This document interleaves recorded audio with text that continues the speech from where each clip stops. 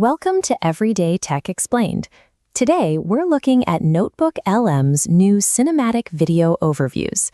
If you're a visual learner, you've likely felt the frustration of losing hours to YouTube, scrubbing through tutorials that never quite hit the specific depth of your research or include far too much unrelated filler. Finding a pre-made video that perfectly aligns with a personal learning gap is a massive time sink. Most creators produce for a broad audience, making the odds of finding a video that matches your exact source material very low. We're pulling these insights from Manor Faisal's recent breakdown on XDA. If you find this useful, remember to like the video and subscribe for more deep dives. The current digital learning model is inefficient because it forces students to adapt to mass-produced content rather than having the content adapt to their specific needs. NotebookLM operates on a different philosophy. It only generates information from the documents you provide. It doesn't scrape the open web, it stays inside your notebook. This is a direct contrast to the broad, text-heavy responses we see from most competing AI tools that try to simplify general use cases. Restricting the AI to your specific source material creates a tutor that only knows the facts you've provided, making the output highly relevant to your specific study goals. The tool first gained attention with audio overviews, which turned notes into natural-sounding podcasts. It made passive learning from your own notes actually viable. Google tried to build on that success at I/O 2025 by introducing standard video overviews to serve visual learners.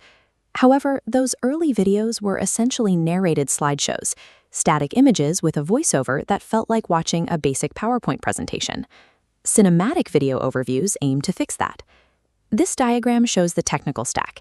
It uses Gemini 3 for logic, Nano Banana Pro for processing, and Veo 3 for the final video generation.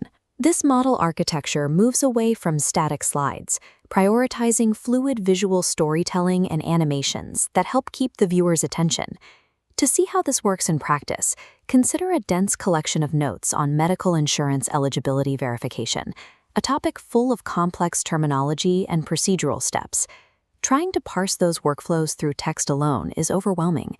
Without a visual reference, it's difficult to see how the different verification stages actually connect. When you process those same notes through the cinematic feature, that dense procedural text is translated into a visual sequence. The AI generates an animation of the eligibility steps. It looks like an expert is sketching a verification workflow on a whiteboard in real time, explaining each connection as it appears.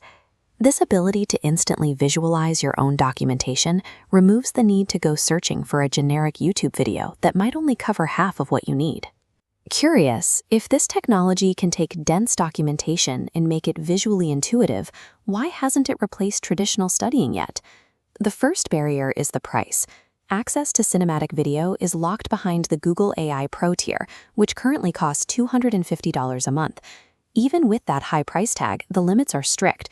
Users are capped at just 2 cinematic videos per day, but AI generation often produces errors. If a video fails midway, it still counts against your limit, wasting half of your daily access.